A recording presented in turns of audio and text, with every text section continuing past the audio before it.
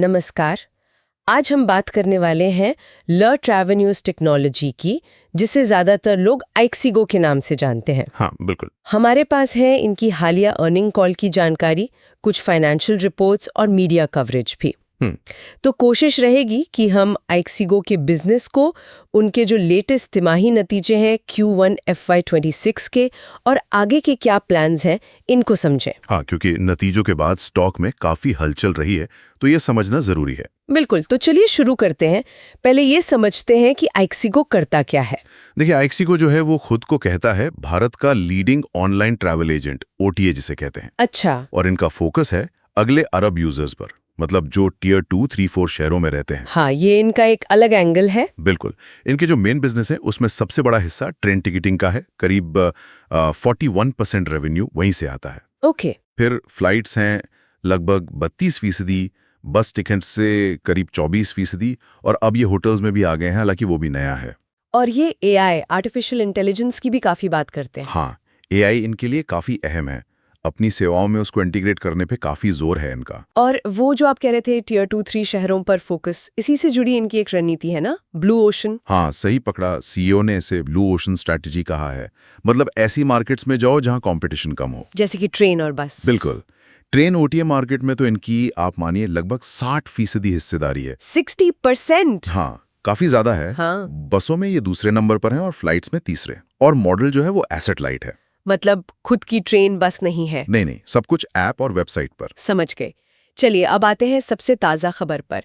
Q1 FY26 के नतीजे काफी शानदार रहे, सुना है। हाँ, नतीजे तो वाकई दमदार थे। इसी वजह से स्टॉक भी भागा। आंकड़ों को देखें तो रेवेन्यू जो है वो पिछले साल की इसी तिमाही से 73% बढ़कर 314.5 करोड़ रुपए हो गया। 73%? बहुत बढ़िया। और मुनाफा? नेट प्रॉफिट मतलब शुद्ध लाभ, वो भी 27% बढ़ा है YOY 19 करोड़ पर। और GTV, gross transaction value? GTV भी 55% ऊपर गया, 4,644 करोड़। ये ग्रोथ आई है मुख्य रूप से फ्लाइट्स और बस से। दोनों में GTV 81% बढ़ा है। अच्छा, 81%? हाँ, जबरदस्त ग्रोथ। ट्रेन GTV भी ठीक ठाक 30% बढ़ा है। लेकिन एक चीज है, कंट्रीब्यूशन मार्जिन परसेंटेज में थोड़ी गिरावट दिख रही है। 47.7% से घटकर 40.7% पर आ गया है। इसका क्या मतलब हुआ? हाँ, ये एक अहम पॉइंट है। कंट्रीब्यूशन मार्जिन मतलब हर बुकिंग पर जो सीधा मुनाफा बचता है, लागत निकालकर वो प्रतिशत कम हुआ है। तो ये चिंता की बात है। देखिए, कंपनी का कहना है कि ये उनकी सोची समझी रणनीति है।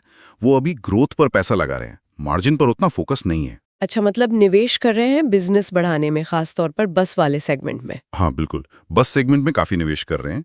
वैसे एडजस्टेड EBITDA देखें तो वो भी 54% बढ़ा है YOY। और कंपनीज ग्रोथ का क्रेडिट दे रही हैं जेन Z को, मतलब 18 से 30 साल के युवाओं को, और जो अकेली महिला यात्री हैं उनकी बढ़ती डिमांड को। ये दिलचस्प है। शायद ये टियर 2, 3 शहरों वाले फोकस से जुड़ा हो सकता है, बिल्कुल। तो अब आगे क्या, भविष्य की क्या योजना है आइक्सिगो की? आगे का फोकस तो ग्रोथ बनाए रखने पर ही है। उनके पास यूजर बेस बहुत बड़ा है, करीब 8.4 करोड़ मंथली एक्टिव यूजर्स हैं। हाँ, और साल के 54 करोड़ से ज्यादा। बिल्कुल। तो इसी बेस का इस्तेमाल करके वो क्रॉस सेलिंग करना चाहते हैं। क्रॉस सेलिंग मतलब? मतलब जैसे कोई ट्रेन टिकट बुक कर रहा है तो उसे होटल भी बेचो, या कुछ वैल्यू एडेड सर्विस दे दो, जैसे उनकी ट्रैवल गारंटी है, या जूप के जरिए ट्रेन में खाना पहुंचाना। अच्छा, ये जूप वाला तो सुना था मैंने। हाँ, और AI में निवेश जारी रहेगा।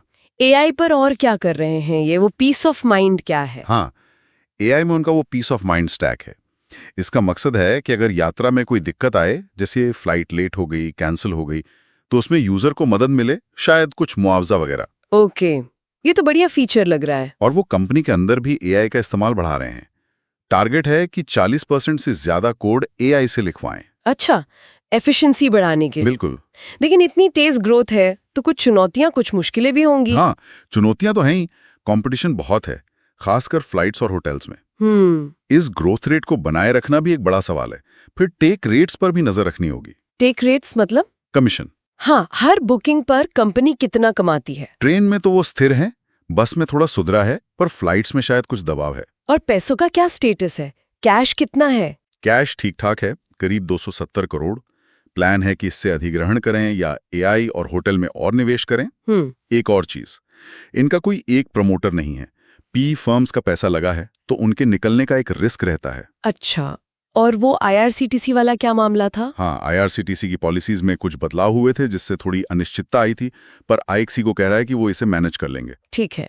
तो कुल मिला के अगर हम इस पूरी कहानी को समेटें तो मुख्य बातें क्या निकल कर आती हैं? देखिए, मुख्य बात यह है कि आईएक्सीगो का फोकस भारत पर है, मतलब टियर 2, 3, 4 शहर, और वहां उन्हें अच्छी ग्रोथ मिल रही है। हाँ, Q1 के नतीजे तो यही दिखाते हैं। फ्लाइट्स, बस और वो जेनजी महिला यात्री वाला एंगल भी दिलचस्प है। बिल्कुल, एआई और कस्टमर एक्सपीरियंस पर उनका जोर साफ दिखता है। लेकिन हाँ, कंपटीशन, अपनी स्ट्रैटेजी को ठीक से लागू करना और बाजार के जोखिम, ये सब भी ध्यान में रखने वाली बातें हैं। तो आखिर में श्रोताओं के लिए सोचने वाली बात क्या है? कोई ऐसा पॉइंट जो दिमाग में घूमता रहे? हाँ, एक जरूर है। आईएक्सीगो ने ना शुरुआत में सीधे पैसे कमाने पे फोकस नहीं किया। उन्होंने पहले यूटिलिटी दी, जैसे ट्रेन पीएनआर स्टेटस चेक करना। इससे बहुत बड़ा यूजर बेस बनाया। हाँ, ये बात तो है। तो सवाल ये उठता है कि क्या उनका ये जो Bharat focused utility first model है, क्या ये लंबी रेस में ज्यादा टिकाऊ साबित होगा उन कंपनियों के मुकाबले जो सिर्फ टॉप 50 मिलियन अमीर ग्राहकों पर फोकस करती हैं? खासकर जब भारत का मिडिल क्लास बढ़ रहा है। बिल्कुल, ये देखना दिलचस्प होगा कि आगे क्या होता है।